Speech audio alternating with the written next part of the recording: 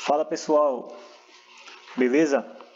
Alisson Santos, novo Caderno Enem, trazendo aqui mais respostas comentadas dos nossos cadernos.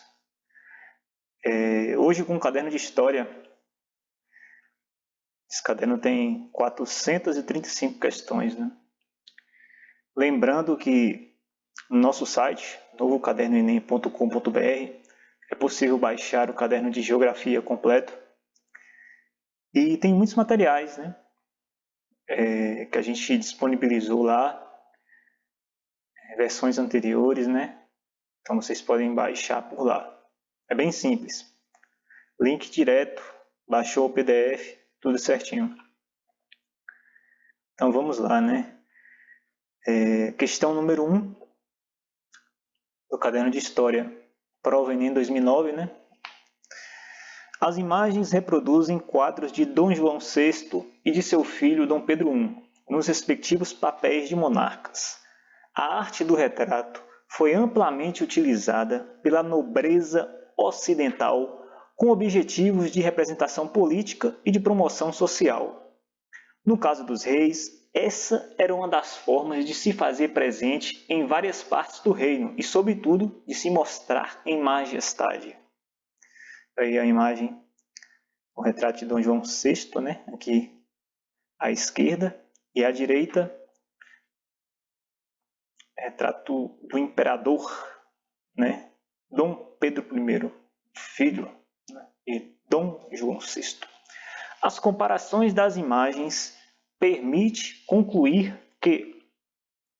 Então, a gente tem que analisar a imagem e o textinho, né, que eles colocam como introdução. Então, alternativa A. As obras apresentam substantivas diferenças no que diz respeito à representação do poder? Não, né? A gente percebe aí que são bastante semelhantes, né? O quadro de Dom João VI é mais suntuoso porque retrata um monarca europeu típico do século XIX. Não. E se essa fosse verdade, a primeira também seria, né? Porque já mostra a diferença. Então são quadros semelhantes. C. Os quadros dos monarcas têm baixo impacto promocional, uma vez que não estão usando a coroa, nem ocupam o trono.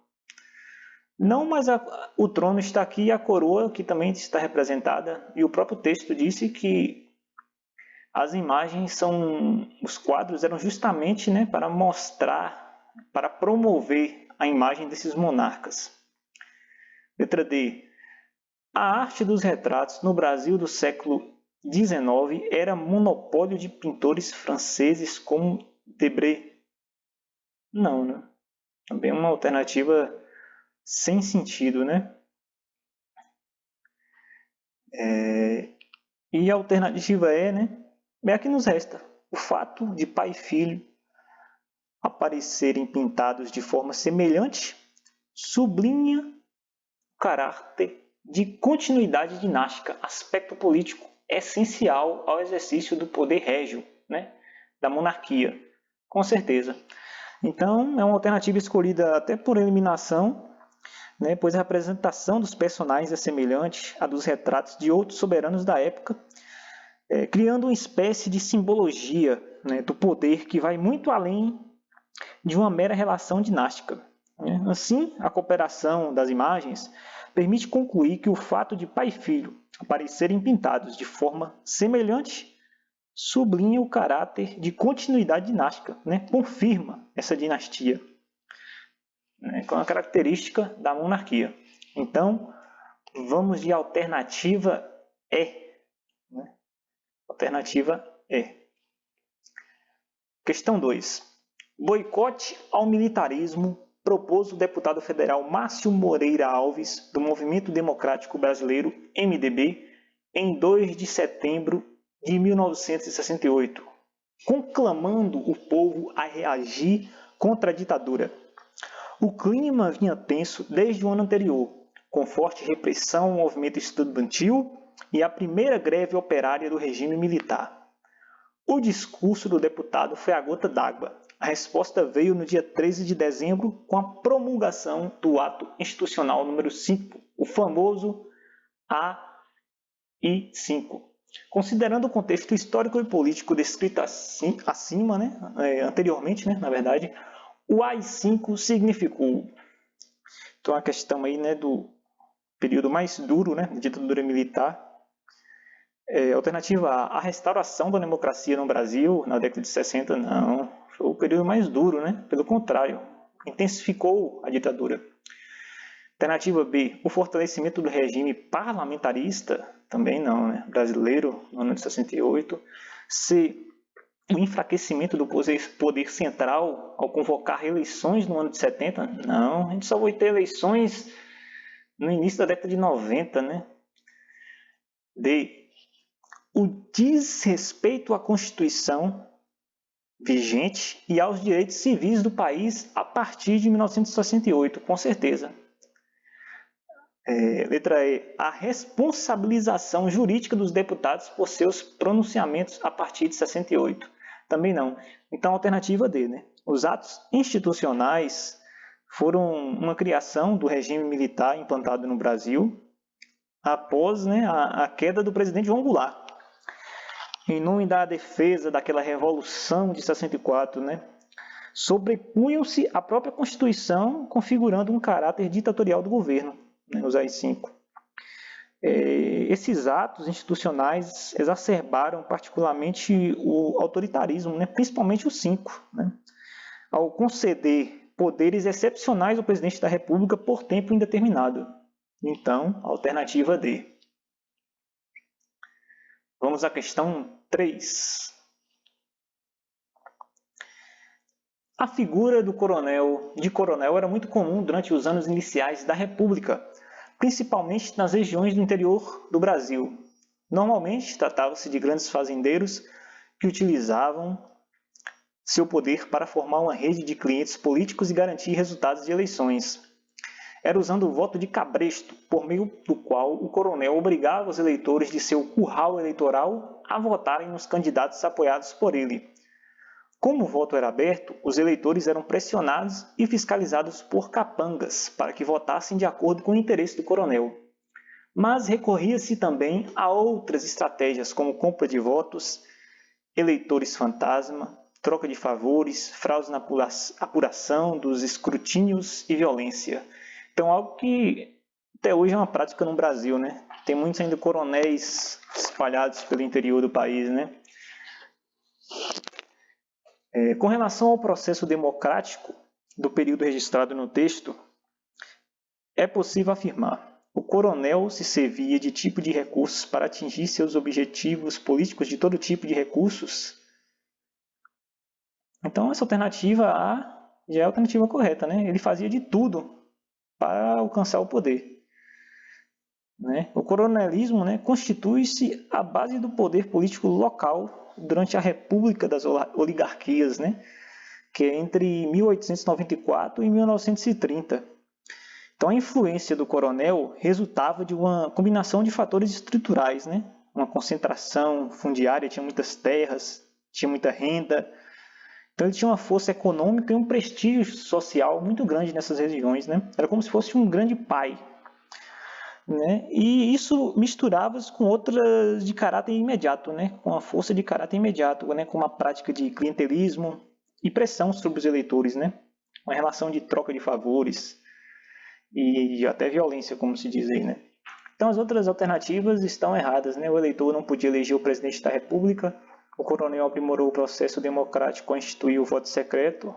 Pelo contrário, o eleitor era soberano em sua relação com o coronel. Pelo contrário, os coronéis tinham influência maior nos centros urbanos, não, no interior. E até hoje tem muitos coronéis pelo interior do Brasil.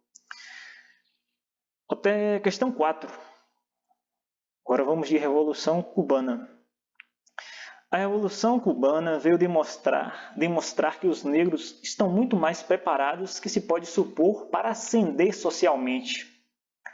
Com efeito, alguns anos de escolaridade francamente aberta e de estímulo à autossuperação aumentaram rapidamente o contingente de negros que alçaram aos postos mais altos do governo, da sociedade e da cultura cubana.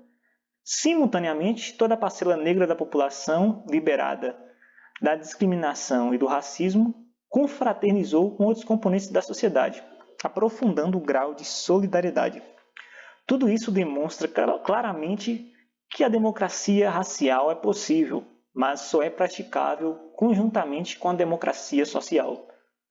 Ou bem há democracia para todos, ou não há democracia para ninguém, porque a opressão do negro condenado à dignidade de lutador da liberdade corresponde ao opróbrio do branco posto no papel de opressor dentro de sua própria sociedade. Segundo Darcy Ribeiro, Darcy Ribeiro é o autor deste texto, a ascensão social dos negros cubanos, resultante de uma educação inclusiva, com estímulos à autossuperação, demonstra que a democracia racial está desvinculada da democracia social? Não. No texto está claro que elas estão vinculadas. O acesso ao ensino pode ser entendido como um fator de pouca importância na estruturação de uma sociedade? Errado. A questão racial mostra-se irrelevante? Já corta aqui mesmo, errado. D. As políticas educacionais da Revolução Cubana adotaram uma perspectiva racial antidiscriminatória. Com certeza, né? A gente viu isso no texto. A alternativa é: os quadros governamentais em Cuba estiveram fechados aos processos de inclusão social da população negra? Não. Então aí a própria interpretação do texto já nos revela a alternativa D como a alternativa correta, né? Vou colocar aqui que eu esqueci de marcar a alternativa A, né? A do coronel, e a alternativa B do regime militar, alternativa D do regime militar, né? Diz respeito à Constituição. Marcamos 1, 2, 3, 4. Vamos à questão 5.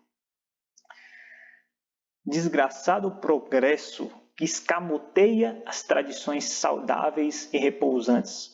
O café de antigamente era uma pausa revigorante na alucinação da vida cotidiana.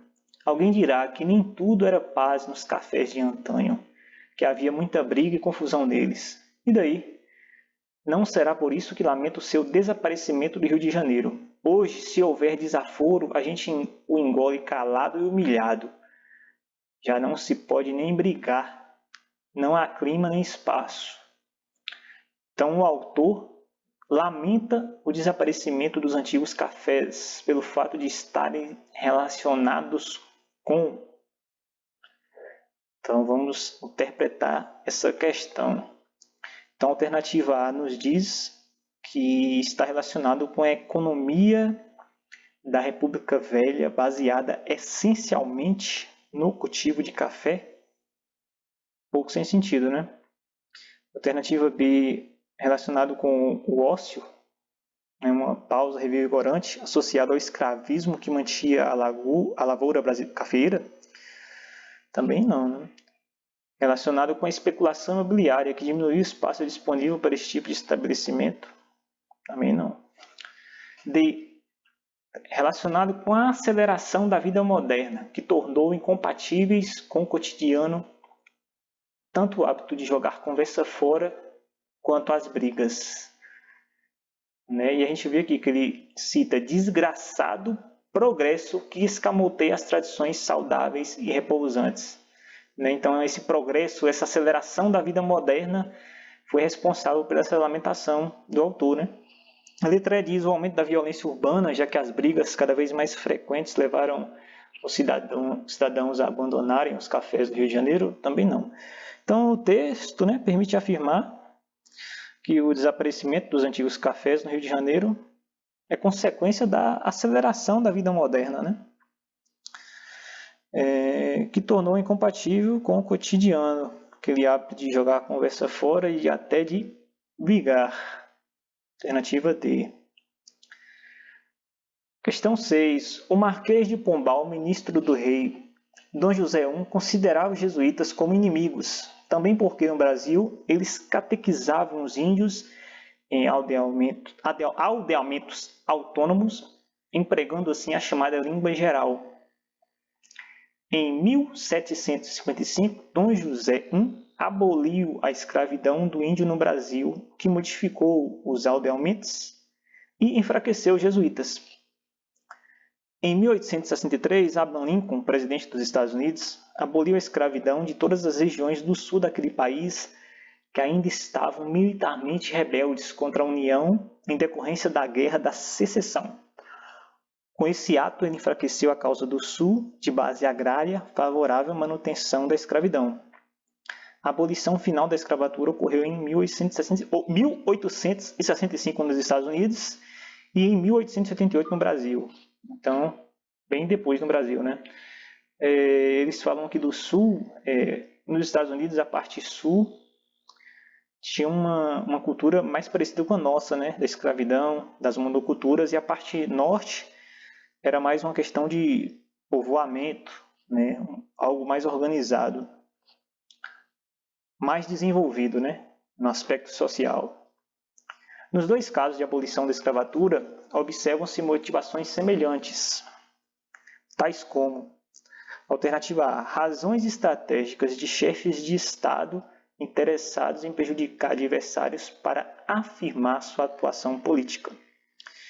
Então, essa alternativa retoma as explicações do texto para as medidas anti-escravistas adotadas, respectivamente, pelo Marquês de Pombal e por Abraham Lincoln.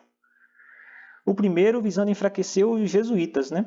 E o segundo objetivando prejudicar os sulistas rebelados contra a União durante a Guerra da Secessão.